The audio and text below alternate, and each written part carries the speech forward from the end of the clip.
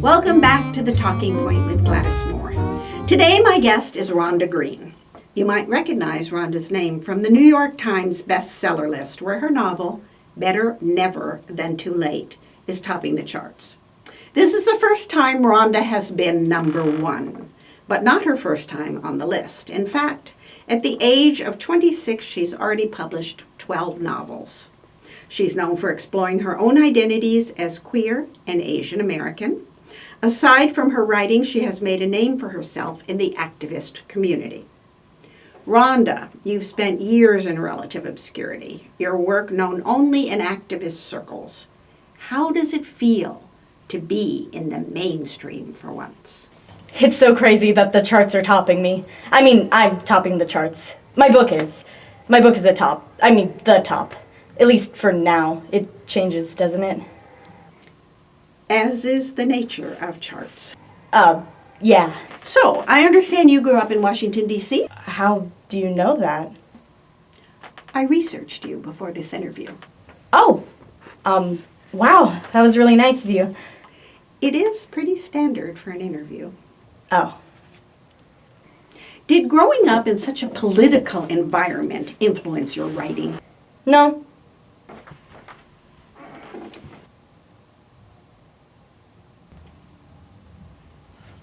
Sorry, was I supposed to say yes?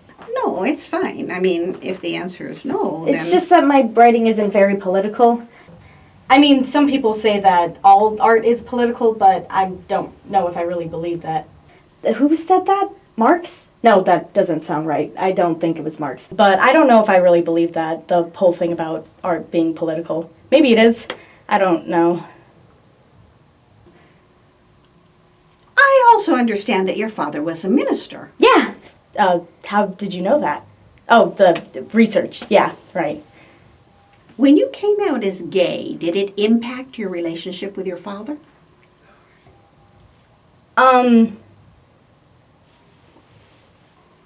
Should I say yes or no? Just tell the truth. And also, covering the mic doesn't change anything. Oh, well, my dad,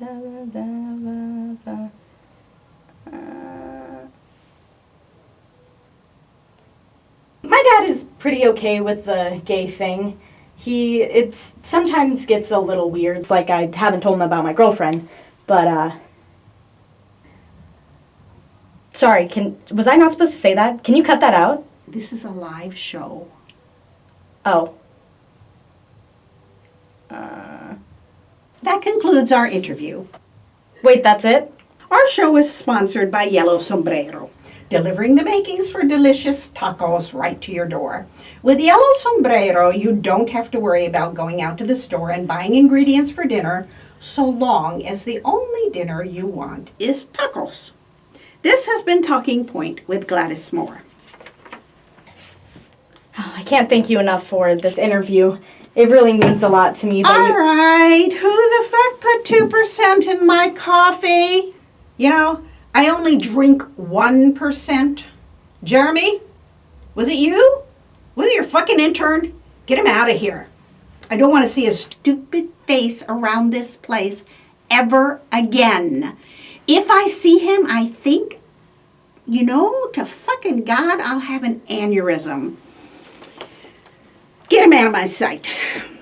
No, I don't know his name. I never want to. Thank you for the interview. It's my job.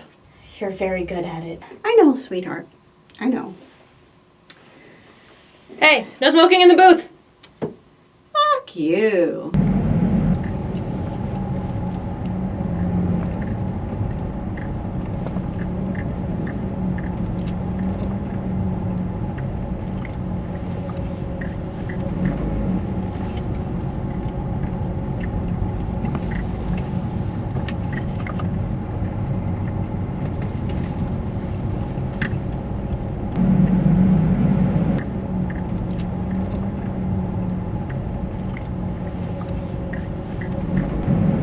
Hey, I don't know if you were listening, but I might have accidentally told my dad about you on the radio.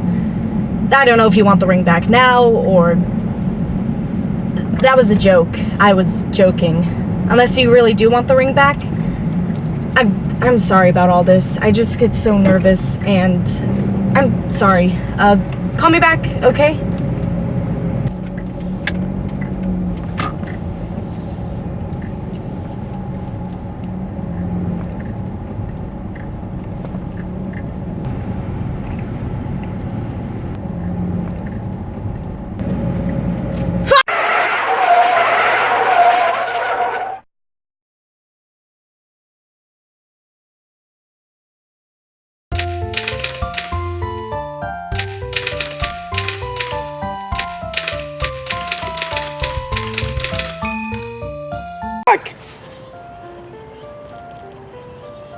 Welcome! What? Am I dead? Is this heaven? Sorta. What do you mean, sorta? It's heaven-ish. But I did die. A little. I'm confused. So you were just in a car crash, Yes, I remember. and that was the moment of your death. So I am dead. No, you were supposed to die. But I didn't? No, because I saved you. Oh. Thank you. You're welcome.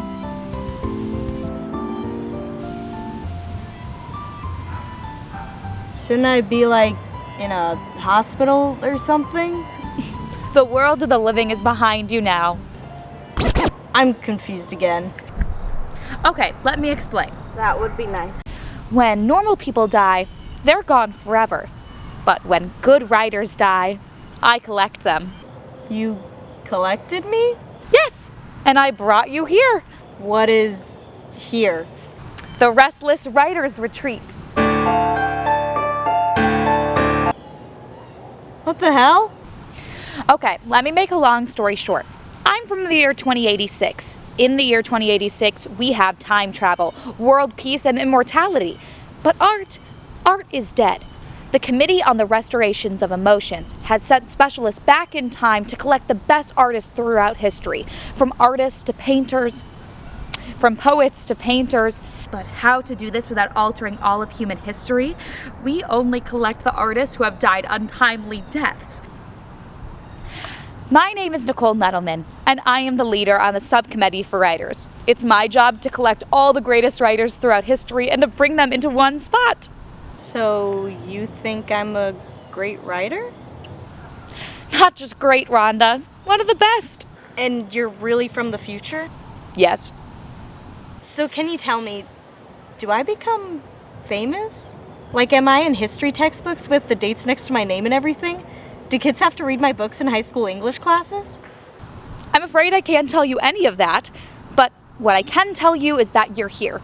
And that must mean that you're something special. Yeah, come on.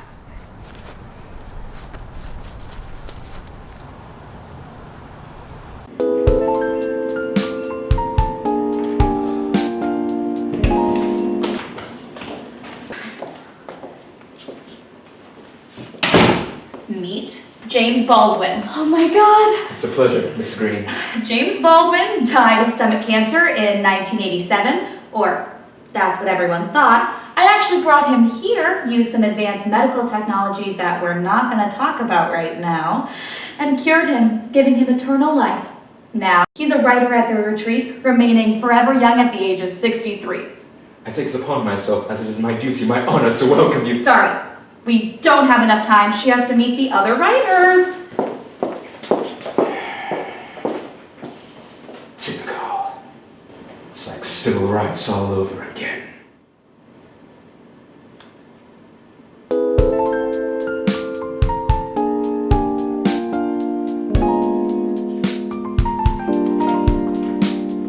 Nice. And now we're going to meet John Keats. He was the first one we got. He died of tuberculosis at age 25. Maybe it was because of the sickness, or because he's the youngest, or has been here the longest, but he's changed as an artist. How? Well, right now he's really into the bongos.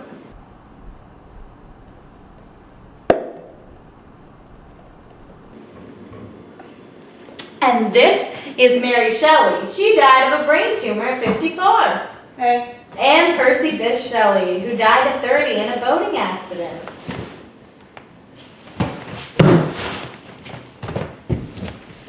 Pleased to meet your acquaintance.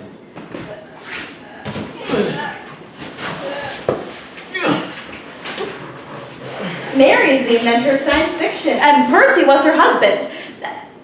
He also wrote things. Poetry. I wrote poetry.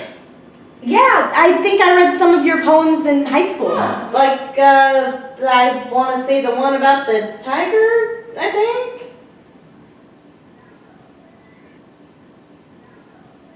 Mary invented science fiction. Mary invented science fiction. It's always about Mary. Well, Mary is objectively the better writer. Shut the fuck up, American novelist, playwright, and activist James Baldwin. I was her inspiration, you know. Oh dear God. She wrote the character of Victor Frankenstein based on me. That's not something to be proud of. And if you actually ever read it, you would know that. Is it uncomfortable for the two of you to live together? Terribly. She still longs for me. I do not. I can hear the sound of her pulsating libido beating in my ears. That's just an ear infection that you never got checked out. You want to meet Emily Dickinson? She's here? Would she even want to meet me? From what I understand, she was kind of a recluse. What's up, sports? Oh, she's kind of different from what I remember studying her in middle school. Yeah, a few extra 100 years really has changed her. How? Well, for the first few 100 years, she was just your classic Emily Dickinson. But in the 80s, she got really into punk, and it all kind of spiraled from there. Plus, Percy introduced her to cocaine. I think a lot of it had to do with the cocaine. And we knew there was no turning back once she went blonde. Percy, no! Percy, they're fake.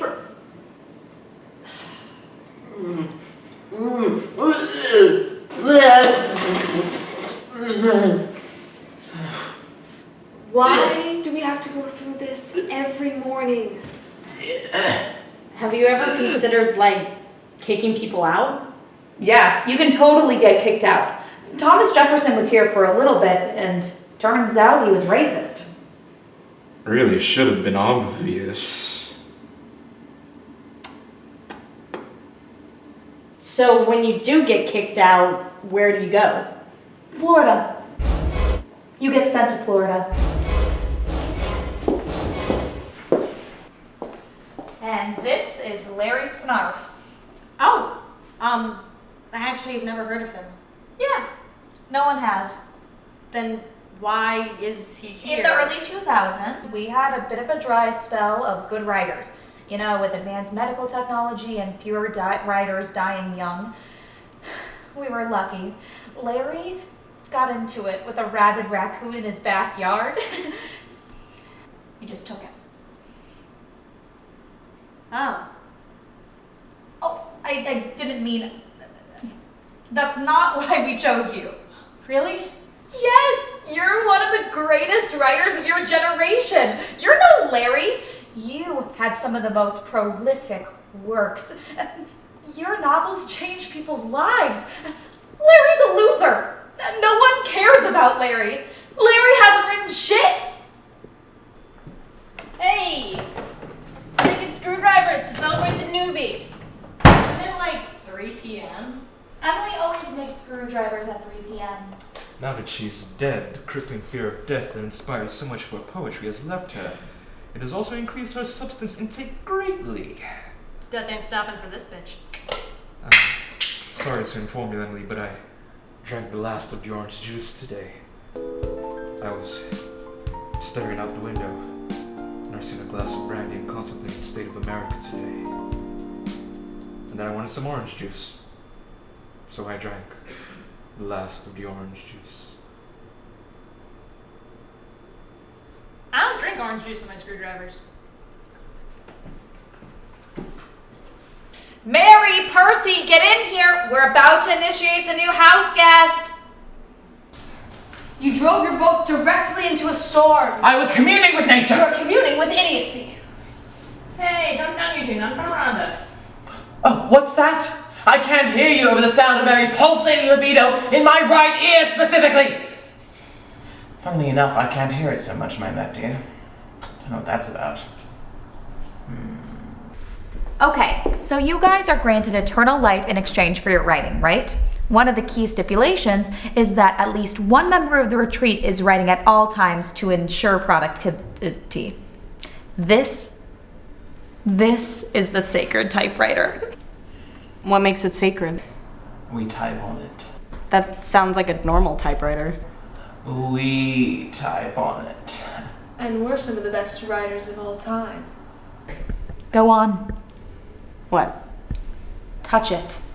But Larry's typing on it. It's part of initiation.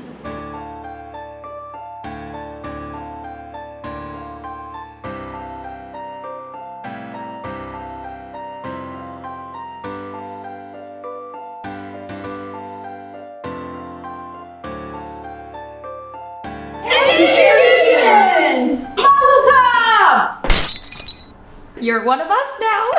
Oh, and before I forget, I got this from the crash. I thought you might want it for your room. Oh my God, Sarah! She's probably heard about the crash. She's probably so worried about me. I gotta go home. I gotta go see her. You can't go home. We have a rule here. No interaction with the living. But we're living. We're not supposed to be. But that's not fair. I'm from this era. I have friends and family.